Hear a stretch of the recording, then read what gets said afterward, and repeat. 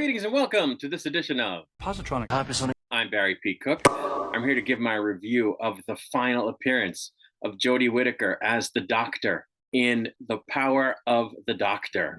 As the episode starts, we find ourselves witnessing the hijacking of like a space train. I wouldn't know how to describe it otherwise, by a bunch of Cybermen. There are some soldiers on the train who take out some of the Cybermen, but they regenerate, which is interesting. Of course, the Doctor shows up and descends a ladder from the TARDIS onto the space train roof with Dan and Yaz. Apparently, the Cybermen are looking for whatever cargo they think is on the train. After sending a bunch of Cybermen flying off into space by disengaging the magnetic field on top of the train, the Doctor, Yaz, and Dan enter the train, intent on stopping it so that they can deal with the situation of the Cybermen that are still on board. It turns out that the cargo is a little girl, or at least it looks like a little girl, and the Cybermen make off with her after finding her. Next, we're in Siberia in 1916, and someone named Father Grigory, who looks a lot like Rasputin, is summoned to the Russian palace upon the illness of the Tsar's son. We then find ourselves in 2022 London, where Ace, one of the Doctor's prior companions, is puzzled by the inexplicable absence of a painting from its usual location in a museum. Ace calls Teague, or Tegan, another of the Doctor's prior companions, and she reveals that she was sent a toy Cyberman by the Doctor, whom she hadn't heard from in 40 years. Dan decides to disembark from the TARDIS and end his journey with the Doctor, and as she and Yaz prepare to go looking for the girl, a Dalek dissident messages the Doctor to tell her that he will give her the key to destroying the Daleks because their mission has become untenable in its view. Immediately after getting this message, the Doctor learns that the girl is on an unknown planet that for some reason exists in the shadow of the Earth, where of course it didn't before, back in 1916. It turns out that Father Grigory is Rasputin, who apparently is also the Master, and he tells the Tsar that their child will be better the next morning, but that the Tsar and his wife should take a vacation, which the Tsar agrees to do. Yaz and the Doctor land the TARDIS on a moon near the planet that they've discovered and come across a duplicate version of the TARDIS, which is apparently from the future. Very soon after, they find the child who is floating above the moon but chained to it, acting as a power source for the moon. But it's not actually a child, it's just a power source that looks like a child because of like a glamour. Next, the Cybermen, who are actually Cybermasters who were created by the Master on Gallifrey, show up and open fire on the Doctor and Yaz, sending them scurrying into the TARDIS, where they get a message from UNIT requesting their presence at headquarters in London.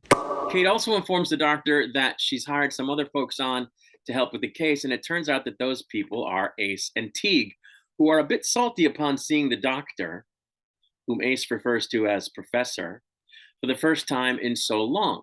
Kate then informs the Doctor that all the missing paintings have been defaced by the insertion of Rasputin in place of someone else who was in the painting, whom the Doctor immediately recognizes as the Master.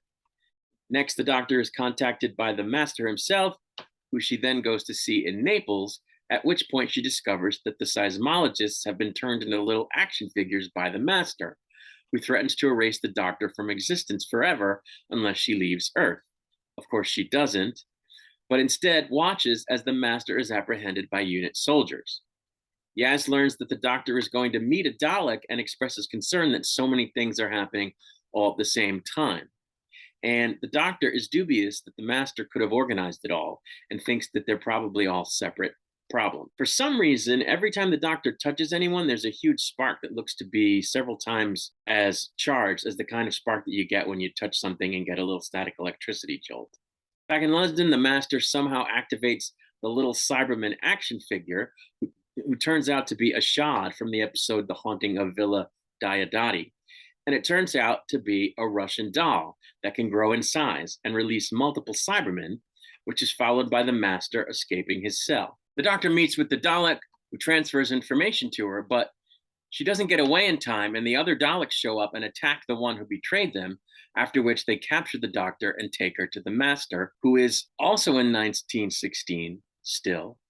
And it turns out that he has united the Daleks and the Cybermen against the Doctor. So The Daleks were in league with him, and they allowed that one dissident to contact the Doctor so the Doctor would come to visit with it or meet with it, and then they could grab the Doctor, unbeknownst to the dissident.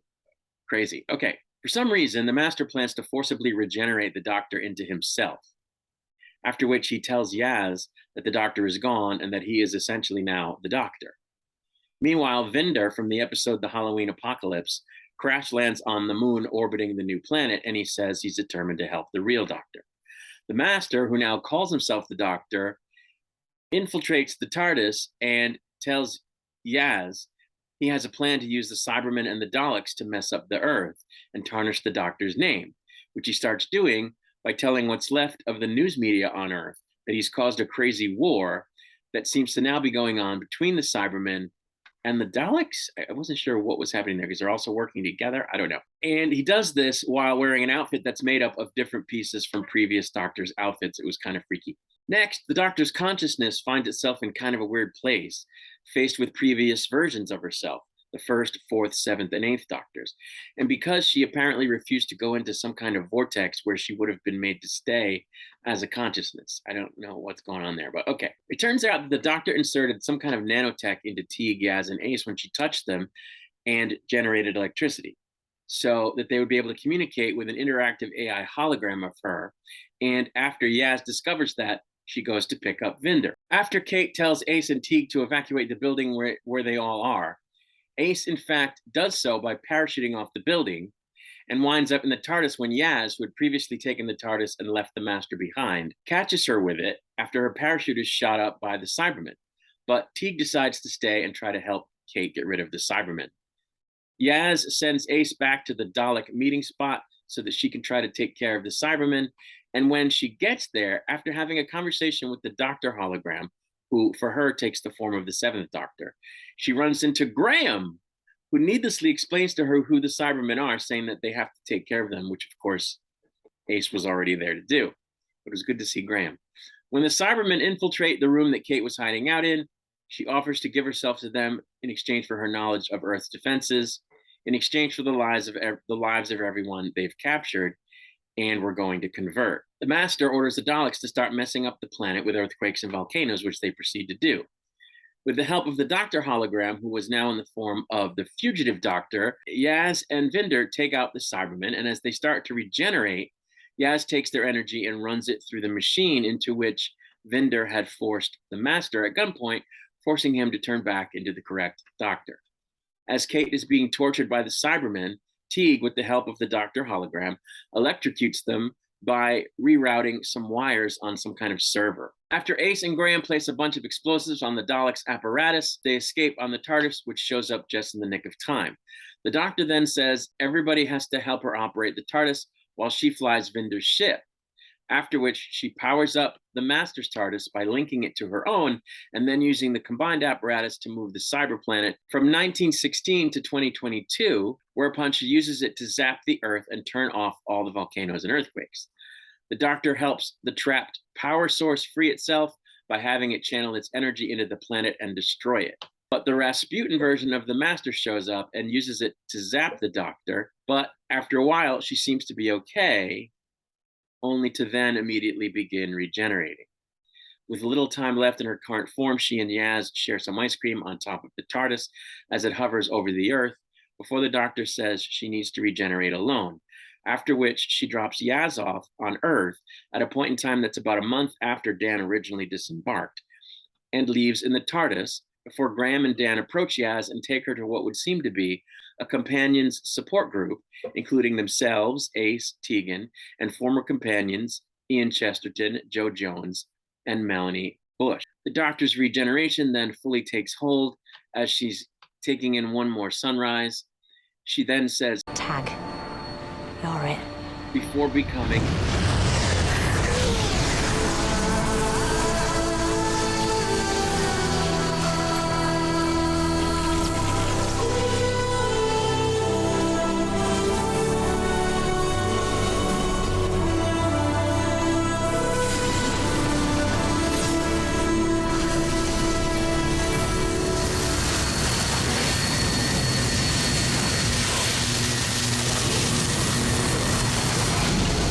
the 10th Doctor, who immediately realizes that he's him again and is quite I know these teeth. bewildered.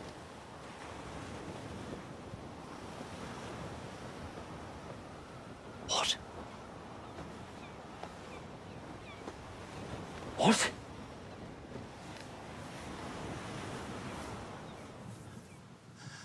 What? And that's where the special, and thus Jodie Whittaker's time as the 13th Doctor, comes to an end. So I thought this was pretty good. I liked it better than The Flux. I didn't like The Flux. I didn't think it was as good, however, as the last special that involved the sea monsters. I thought that was much better. And I say that because I thought the plot was a little convoluted. Like, I didn't think it needed to be all that complicated. The Daleks are with the Cybermen, but then they're also fighting the Cybermen, and the Master's involved. And he's in 1916 and 2022 for some reason. And he kidnapped a bunch of seismologists for apparently no reason. I don't know, to gain their knowledge, maybe, but I don't know how he did that. And the paintings he stole just to mess them up as like a clue. They threw a lot out here, and I didn't really get it. I thought maybe there would be more interaction between Teague and Ace and the current Doctor, but there really wasn't. They only interacted with her as a hologram. But it was cool that they got to talk to the previous versions of the Doctor that they had worked with by means of this hologram. And I thought that was really cool for the characters. I was happy to see Graham. I loved Graham when he was with the Doctor. I thought he was the best thing about the Jodie Whittaker era was Graham. I thought he was very cool, and I hated it when he left. So I was glad to see him. I liked how they sort of wrapped up the Doctor and Yaz's little romance, if you want to call it that. I mean, obviously you want to see them together, but that never happens with the Doctor and the companions, although it did with River Song. But it usually never happens, so it's always bittersweet, but I thought they did a good job with it. I really liked seeing the fugitive Doctor. I liked that character when it first appeared, and thought it would have been great if she had taken over after Peter Capaldi. So I don't know, maybe somewhere down the road she could still be the Doctor, but I'm guessing we're going to have at least 3 seasons with the 14th Doctor once his run starts. So it would be a while, but I really like that character, and I like Jodie Whittaker as the Doctor. I thought that her first season and maybe second season were a little too, woke, which I normally don't mind, but it was just, heavy handed. And that's when it kind of bothers me. So I didn't like that, but I didn't blame that on Jodie Whittaker. So I really liked her as the Doctor. I'm sad to see her go. But if we had never had her and we had had the fugitive Doctor instead, I would have been cool with that. I thought that character was cool. So hopefully we'll see her again in some form. And hopefully eventually she'll get a turn at, being the Doctor full time, but we'll have to see. I was sad to see Dan go. Dan was probably the second best thing of Jodie's run, but he, I guess, didn't figure into this episode, so we didn't get to see him. And I never really liked this guy as the Master. I wish it had been Missy. So hopefully they're done with this guy, and we'll see who they get next. It won't be Michelle Gomez, so that's going to bum me out, but I never liked this version, so maybe it'll be somebody else that I like. We'll have to see. I'm wicked excited to see David Tennant as the Doctor again temporarily, and to have it explained how that happened. And is he the 14th Doctor, or is he still the 13th Doctor, just like a different version? How are they going to play that? That's going to be interesting to see. One thing that was weird about this episode is that not only does he show up in the end as the regenerated Doctor, but he shows up in man's clothes and not the outfit that Jodie Whittaker was wearing, which is normally not how it occurs, or at least recently it hasn't. They normally regenerate in whatever clothes the previous Doctor was wearing, because the clothes don't regenerate, but in this case they did. So we'll have to see if they explain that. I was thinking that maybe because he's a guy, he wouldn't have gotten her clothes, and so somehow wibbly wobbly timey wimey something happened there. I don't know. We'll see if they explain it. The other weird thing was that the previous versions of the Doctor were older, which of course is the case because the actors are older, but those versions of the Doctor never aged to that point before they regenerated. So how is, should they really have used them. They would have had to de-age them, which wouldn't necessarily have looked right. Could they? It worked really well with Luke Skywalker. I don't know. I don't know why they didn't at least make the attempt so that they could look the way they used to look, because they wouldn't have aged, yet they did. So it didn't make sense. So I didn't get that. I didn't get why they would have appeared aged. In the past, they've used a couple of those guys, but they weren't the Doctor. They were kind of like little Easter eggs. They were playing other people, if I remember correctly. But now they had them back as the Doctor, but they looked old. It didn't make sense. That's really it. I liked this. I thought it was a little convoluted, but I guess it made sense. I think maybe they threw in one too many extra characters, Vinder and the Cyberman guy from that other previous episode. I thought that might have been a little like, why did they do that? Just to bring everybody back? I don't know. One person I would love to have seen would have been Clara, but they didn't do that, either because they asked her and she couldn't do it, or they didn't ask her. I would love to have seen Clara. But yeah, I thought this was decent. No great shakes, but it certainly wasn't awful. And I think it was a good send-off for Jodie Whittaker. I'm excited for the future of Doctor Who. I can't wait to see what they do with David Tennant this time around. And I'm looking forward to the eventual change of his Doctor into the actual 14th Doctor. I don't know who I am anymore.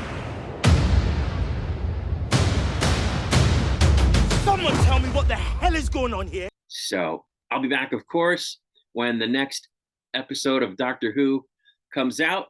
I'm going to take off for now. Until I return, I wish you peace and long life.